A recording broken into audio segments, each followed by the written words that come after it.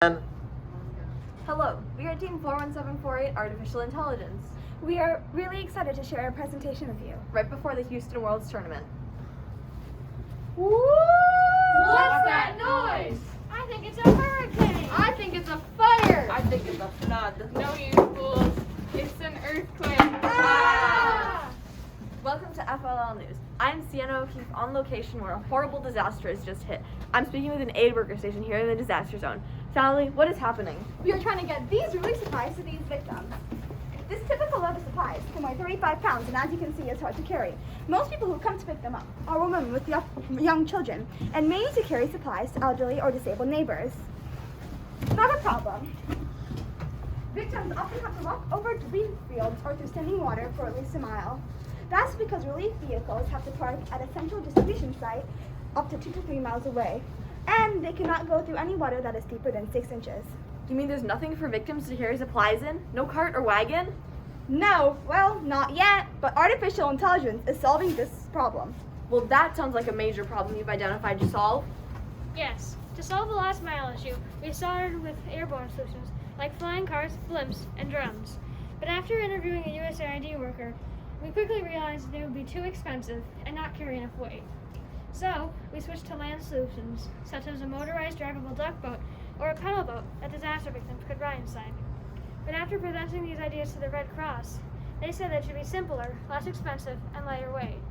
So, we created something that's the very first of its kind, something that's not used anywhere else. We call it the Relief Rover. We took inspiration from a simple shopping cart and the rocker and bogie suspension mechanism of the Mars Rover. Then we added a base of foam for improved flotation. It can be pushed over a debris field with a handle or pulled over standing water with a rope. So your team had several design ideas before developing this one. How did you create this one? We started by making drawings, then built models out of connects, Legos, and later, bamboo rods. For our first tournament, we even built a 3/4 size model out of PVC pipes. But that was too wobbly for an effective demo. We built a second model out of aluminum and steel and bigger wheels and a half-size basin. It was based on more feedback that we got from the Red Cross and FRC and FTC robotics teams. This is our newest model. It has an aluminum basin and the suspension was welded together rather than held together with nuts and bolts. It also has 3D printed wheels. This is a 3D printed model we built to help with design considerations. So your team created an original prototype 3 times. One with PVC pipes, one with aluminum and steel, and one with welded aluminum. But that's not all. While iterating our design, our team learned how to use the CAD program OnShape to test how the pieces would work together. There are 2 components we're especially proud of: the rocker and bogie suspension and the differential bar, both of which help prevent tipping. Adding styrofoam to our basin, like they do in pedal boats, increased our buoyant capacity from 100 to 122 pounds of cargo. We even tested buoyancy in our school swimming pool where it carried 70 pounds and it can carry even more than that on land. And of course, I assume that every time you made an iteration, you shared it with your specialists.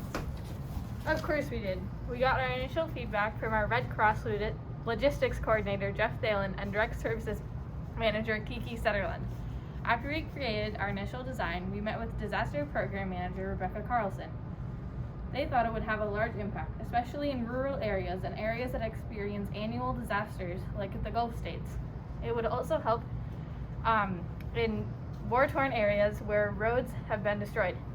It could help the Red Cross distribute more supplies to more people in less time. We also got feedback from USAID worker John Patterson, FEMA worker Peter Gans, mechanical engineer Michael Armstrong, electric bike manager Mitch Bars, and all of these FTC robotics teams. So in summary, your team identified a problem, created multiple solutions, and spoke with over 20 specialists in addition to all your community outreach. That's quite an accomplishment, AI. Thanks for making the world a little better and making disasters a little easier to live with. This has been Sienna O'Keefe from FLL News. Back to you, judges. Great. Why don't you guys show us how this thing works? Okay, well, we'll show you the 3D printing model.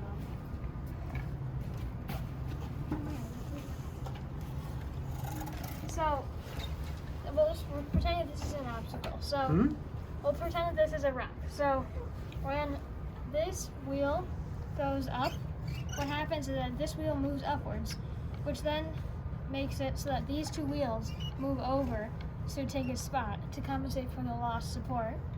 Also on the bottom, there is a bar here, which means that when this goes up, this bar twists and applies an equal and opposite force to the opposite wheel, so that the entire thing doesn't tip over from loss of support.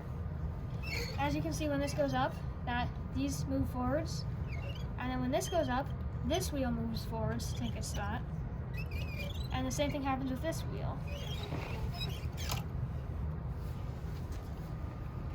Then for our larger model here, as you can see, when this goes up, this wheel goes over, and those two wheels take its place.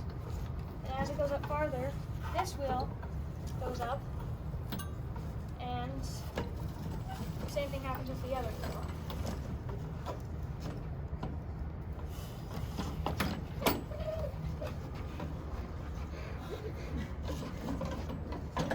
Cool.